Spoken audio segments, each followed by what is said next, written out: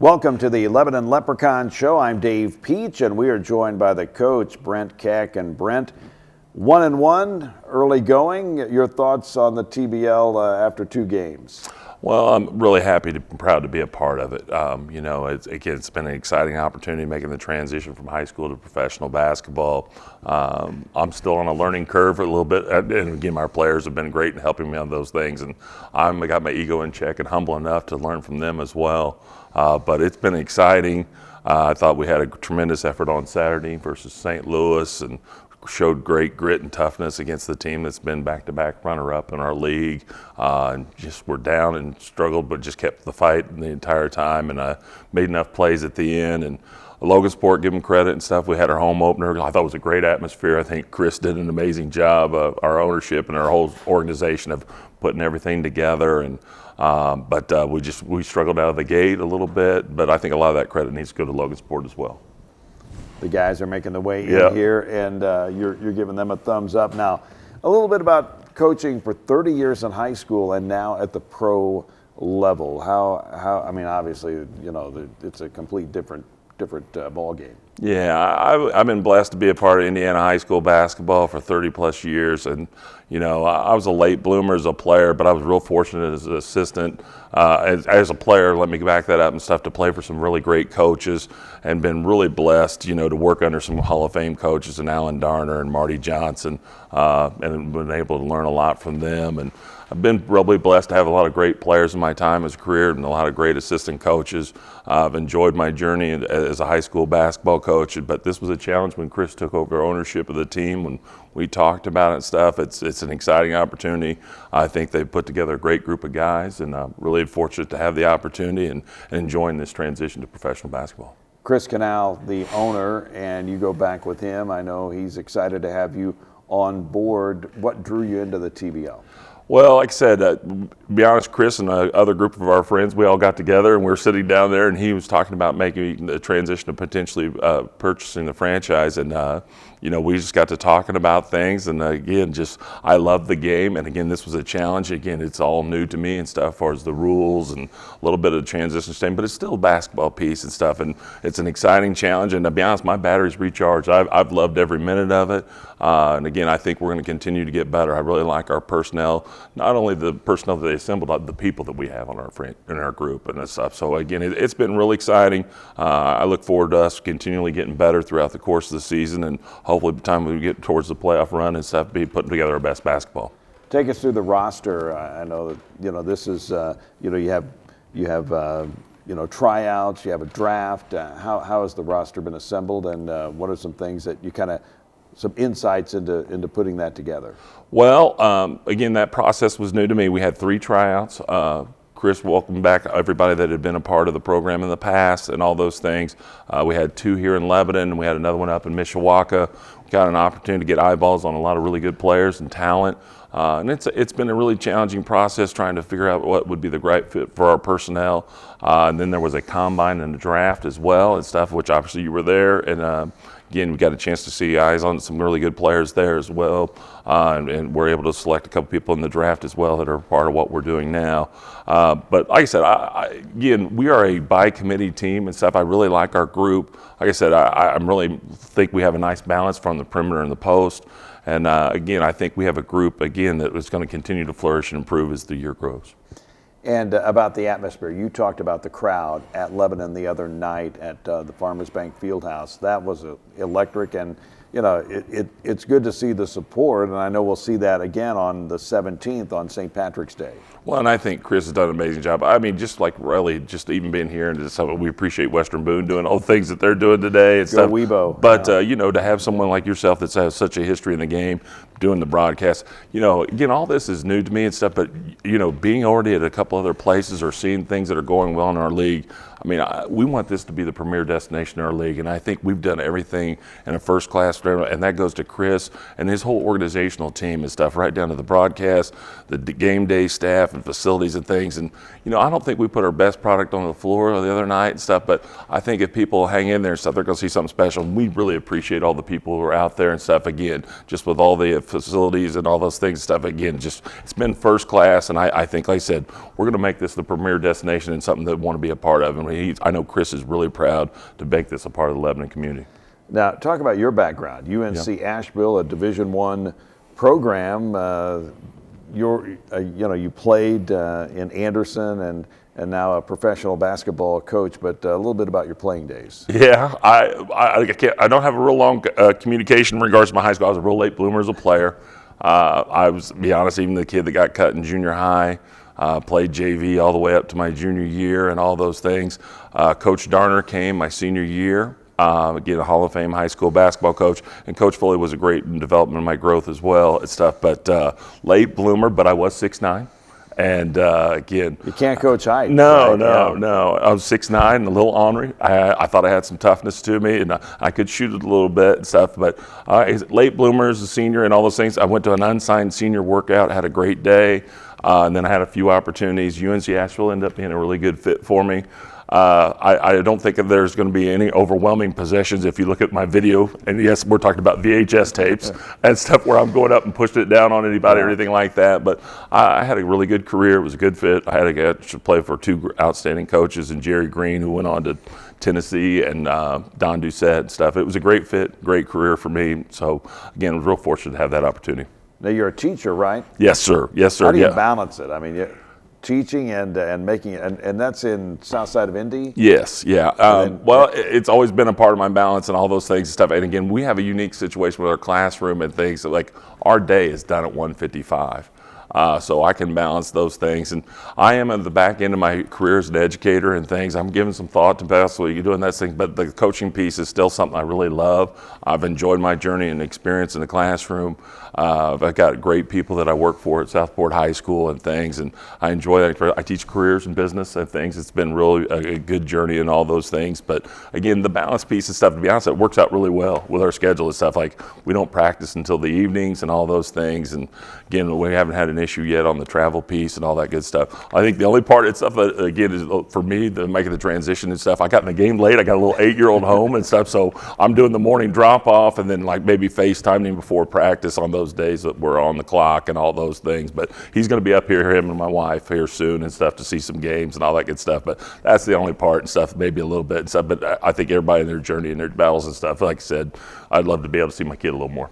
Okay, well, we can understand that, but we appreciate you being the coach here in Lebanon. For the Leprechauns, a little bit about these guys, Darrell and Ron. Yeah, two great young men. Ron is a veteran here with this group, and Darrell is also a veteran here in the TBL and stuff. Ron has been out of the gate for us, starting at the power forward, does great things. He's kind of the unicorn. He kind of does a little bit of everything really well, and we really missed having Darrell the other night and stuff. He just has a great presence about him, plays with great energy. He's got great back to the basket moves and plays with toughness. And again, he would have been a real asset to us the other night on Monday versus Logansport. Okay, let's do a little preview. I mean, the great game against St. Louis, the game against Logansport. Now you take on Cincinnati on Friday. How do you address the team? How do you go with a team that had a fantastic game and then a disappointing game? Well, for us, it's things that we've really, out of this first stretch of stuff, we've tried to worry about ourselves, and that's been our focus. We did talk about a few things like Logansport, whether you believe that or not, and stuff with our effort and all those things. We didn't play to our best of our ability the other night and stuff. But end of the day, it's stuff. This early stretch is still, we get some games under our belt. We're going to worry about ourselves and stuff. We have some things we want to try to clean up a little bit on the execution piece on the offensive end and stuff. But we got a great group of guys and stuff. Again, I don't think we'll have a night where we shoot the basketball like that again and stuff. So all those people come back up versus at the Kokomo game and things and on the 17th and stuff, we'll be making some buckets. We'll be ready to roll. They're ready to go. Cincinnati on Friday, and then don't forget on the 17th, St. Patrick's Day, we'll assemble back at the Farmers Bank Fieldhouse for what will be a raucous crowd and a great celebration of the Leprechauns. Absolutely, absolutely. Well, we'll see you, I know, on the 17th, if not before. That is the coach, Brent Keck. Lebanon Leprechauns, thanks for joining us on the show. Thank you very much. Appreciate it. Thanks for all you do. We'll have more coming up on the Lebanon Leprechaun Show.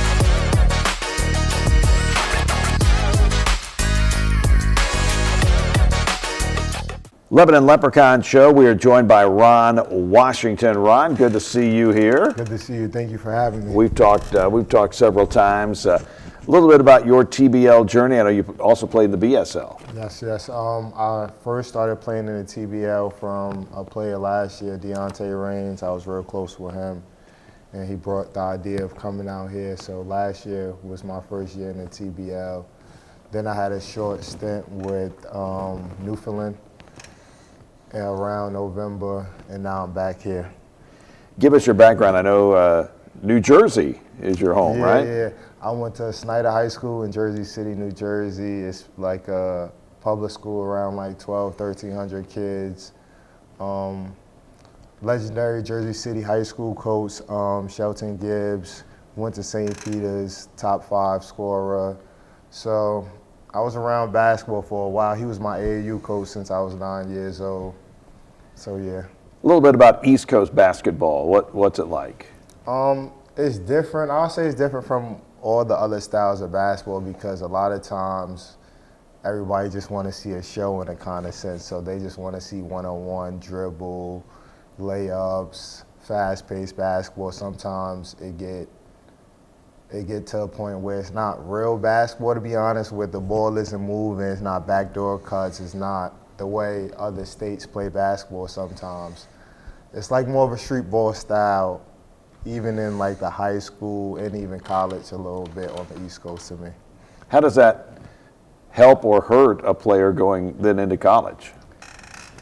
I think it helps you at the beginning of college. I definitely do think it gives you a little level up on other people because you're able to score one-on-one, you're able to take advantage of things. But I think sometimes as we get older, it kind of mess us up because we're so used to just doing one-on-one instead of just learning how to play team system basketball.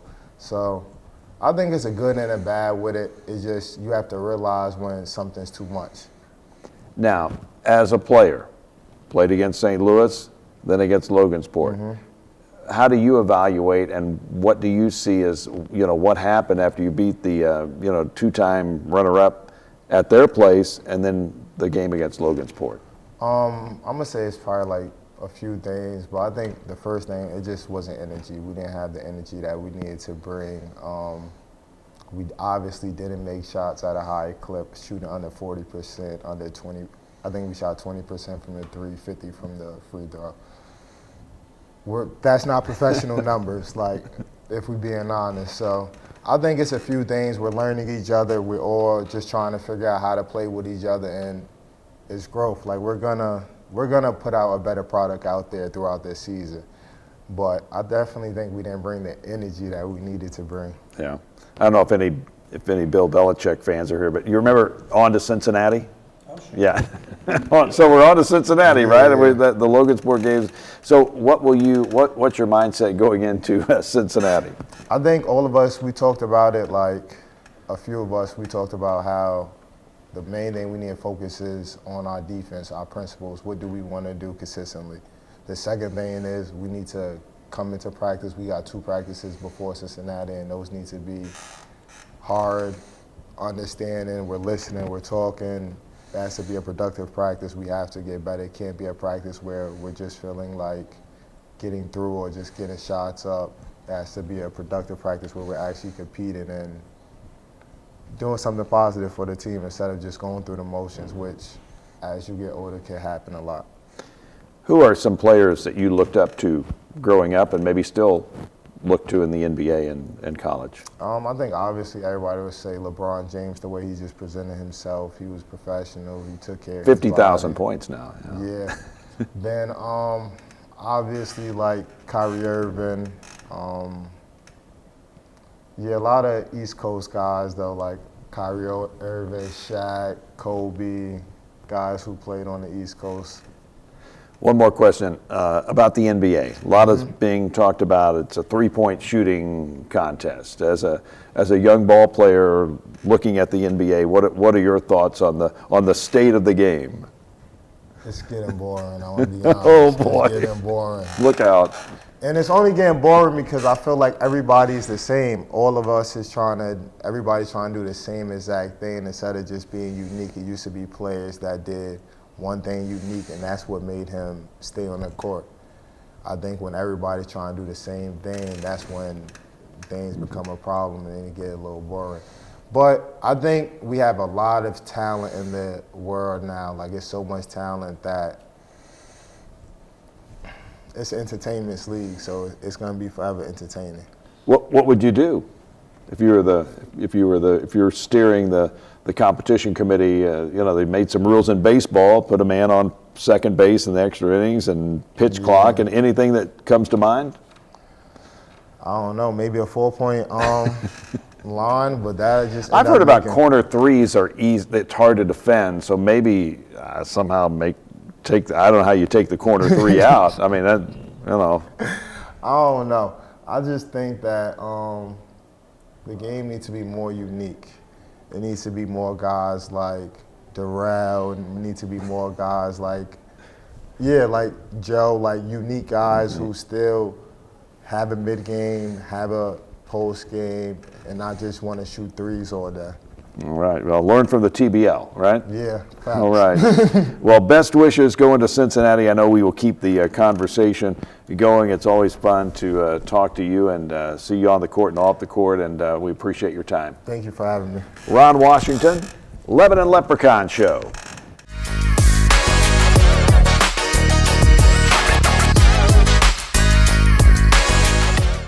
Lebanon Leprechaun Show, and we are joined by Darrell Dominic. And Darrell, there's a song, I've Been Everywhere. You've been a lot of places in the TBL. Give us kind of your journey in the TBL. So I started with the Kentucky Enforcers. They was a semi-pro team that crossed over to the TBL. So that was my, entry into the league. And from there, I just kind of stuck with all the events that the TBL was doing as far as like summer league and all that stuff. So from there, I did some networking with a lot of other teams, and funny, all the connections that I made kind of stuck in the Midwest. So in this division, I've pretty been almost on all the teams. So from Kentucky Enforcers to the Medora Timberjacks, who just discontinued after last season, Kokomo last year, and now I'm here this season. So.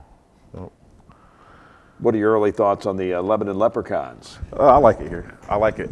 They do everything the right way. It's a great atmosphere. The town, the fans is all bought in, and that's kind of hard to find at this level, especially with me being from Cincinnati. You come from a big town, man. Everybody else has got something else to do. Nobody want to come to the Warriors or whatever that local team might be. So you'll go there Friday, though. Oh yeah, we hope. We hope. Yeah. Growing up in Cincinnati. A little bit about your high school career and take us through your college career as well. Well, so funny story. I always played basketball since I was younger, but the trajectory of it was never up for the most part of my teen years. So fun story is I actually was giving up on basketball, was a brain guy, ended up going to a STEM school looking for academics, and then somehow I happened to stumble into a great basketball coach. Great program, great system, just looking for academics. And then I started seeing the trajectory go up. And junior, senior year, I ended up being at Hughes STEM Academy, of course. Ended up being a top 20 All-Star in the city from nobody the year before. And after that, went to University of Pikeville, played for the great Kelly Wells, national champ. So I was blessed to have two great coaches for a long period of time in a row. Did my last season of college in Dillard University, HBCU in New Orleans. So. You said STEM, right? Yes, sir. So what is your, what's your basketball, obviously your passion, what's your vocation? So originally, when I was doing STEM in high school, I was real big on the science stuff. I was real gun-held on being a dentist, and then I got to college, and then the workload and the workload of being an athlete and a student didn't mesh. So I ended up changing to criminal justice. So that was my second thing that piqued my interest. Wanted to go to law school, but basketball worked out after college. So I'm still doing the basketball thing, but someday I'm still aspiring to be a lawyer, hopefully. Oh, right. That sounds good. Now, so I ask this a lot of the players, what drives you to continue your basketball career? My love and passion for the game. I mean, we got a couple rookies on our team, and one thing that some of the vets was telling the rookies is that when you get to this level, you'll see how much you really love the game because it'll put you through some tests. And trust me, I've been tested like no other, and I'm still here on my, I think, 4th year now, with whatever contract it is, I don't know. But here on my 4th year now, and I'm still strong. I'm still fired up. I still got the passion for the game. So. And your style, obviously a physical style. What player do you model yourself after, or I guess who do you compare yourself to? If I had to compare myself, I would say like a Zion type, Zach Randolph type, maybe Julius Randle. Obviously, I like the superstars, LeBron, Shaq. I'm not none of those guys, but yeah, like as far as modeling my game to similar people, like undersized, brute guys, I would say those 3. So. Wow. And what are the goals for the Leprechauns this year? Championship. Championship. Well, the first goal is, we really want to flip the face of this thing around.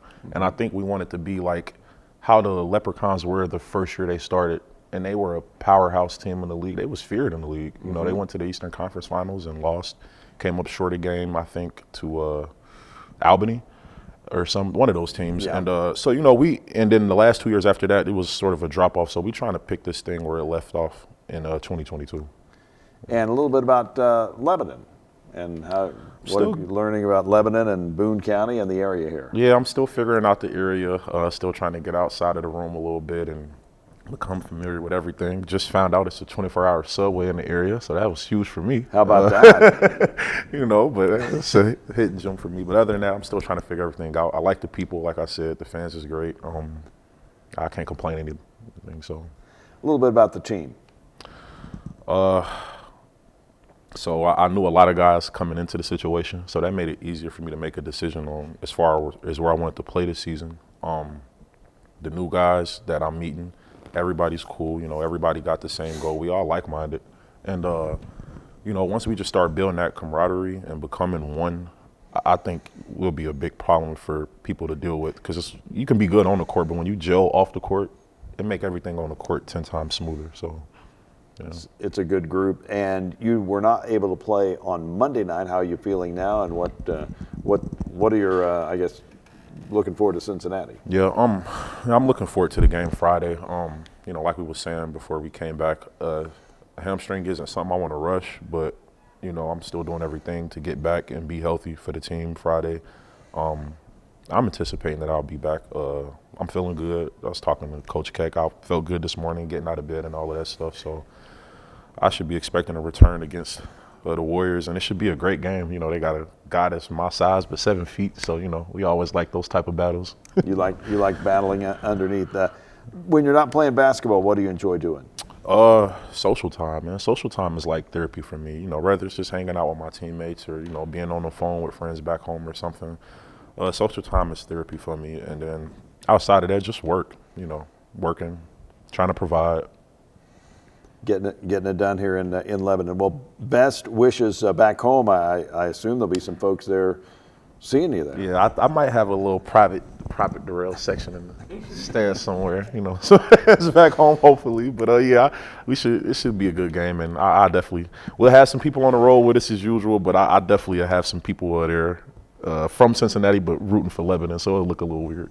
All right. Well, Darrell, we will see you on Friday on TBL TV and the big St. Patrick's Day game on the 17th. And again, best wishes on Friday. Thank you.